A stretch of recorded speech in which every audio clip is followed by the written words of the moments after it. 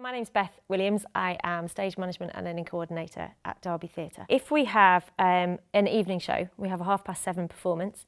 So we being the three of us in our team, we would get here at 4 o'clock and we spend an hour setting up.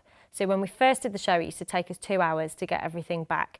But it gets quicker, partly because you start to know what you're doing, so you don't have to check lists constantly, you just know where things are. Partly because you learn where the gaps are in the show itself, so when you're not doing a cue, you can wash up, you can reset something, you can prepare something for the next show. So by the time we finish the show now, we're probably about a quarter to a third reset for the next one. So we set for an hour, get everything back to pretty much ready, then we break for an hour.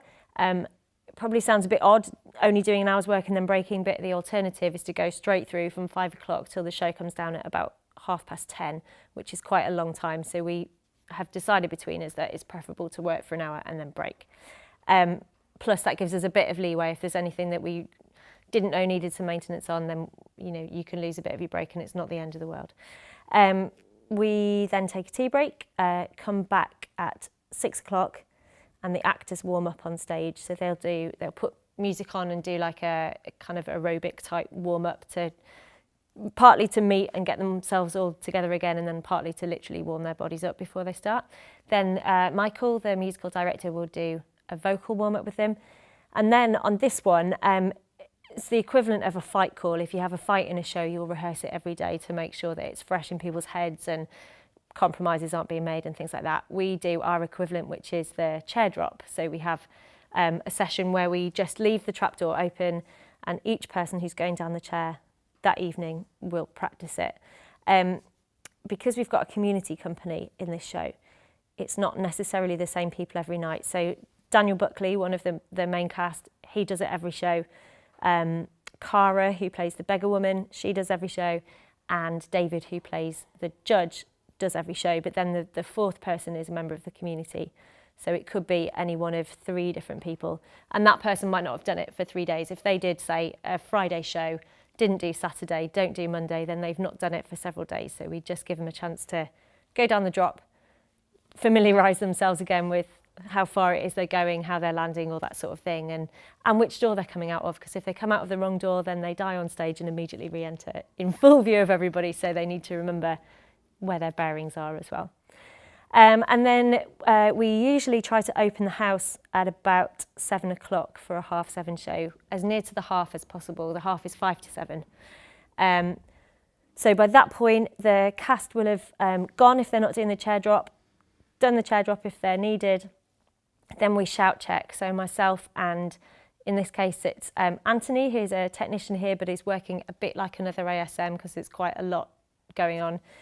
We literally go around with a list of where everything's set.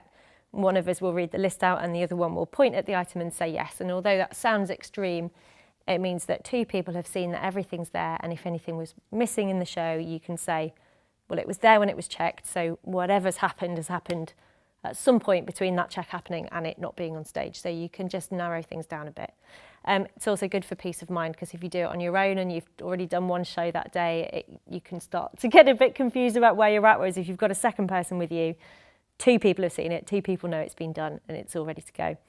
And then when we're happy and everyone else in the team is happy, so the sound operator, the lighting operator, revolve operator in this case, when everyone's happy, then we'll hand over to front of house, open the house, and then we can sort of stand down a little bit for the next 10 minutes or so. Just time to go and grab some water or what have you and get sorted for the show. This one's quite long. The first act is an hour and a half. And my cues are quite nicely paced. There's probably about 15-20 minutes where I don't have anything to do because it's too early to reset anything and I don't have many cues.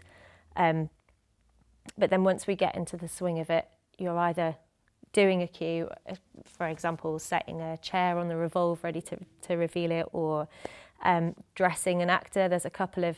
We've got one dresser, but an awful lot of actors, so there's a couple of times where it takes 2 of us to dress somebody because there's buttons and fiddly things and a quick turnaround. So I do a bit of that. And then the show sort of I say takes care of itself. It's a very set routine, so you know exactly what you're doing. You know that you're going to meet the same people in the same location every night. If you don't, you start to think something's wrong, because I always cross this actor at this point at this area of the set, or I'm there to do this cue with this person at the same time. And it's a very set routine, which is quite comforting. You know exactly where you are, and it means that if anything doesn't work for whatever reason, we know where we're coming from and we can help each other out. So we reset what we can during the show. The interval is very busy. We don't get an interval. As soon as the actors are clear from the wing, we get on stage, we start clearing up. We do what we can with the set in the orientation that it's in.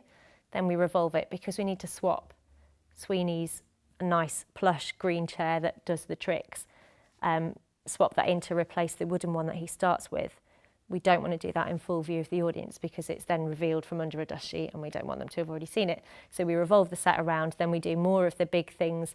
We check the trap to make sure that that's still working. And then when we're ready, we carry on with that too.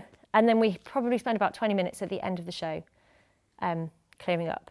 So if you take our show call, because on a matinee day, then we'd then reset, have a short break and then do the evening show. It amounts to about 42 hours a week, just in prepping the show, making it work, tidying up afterwards.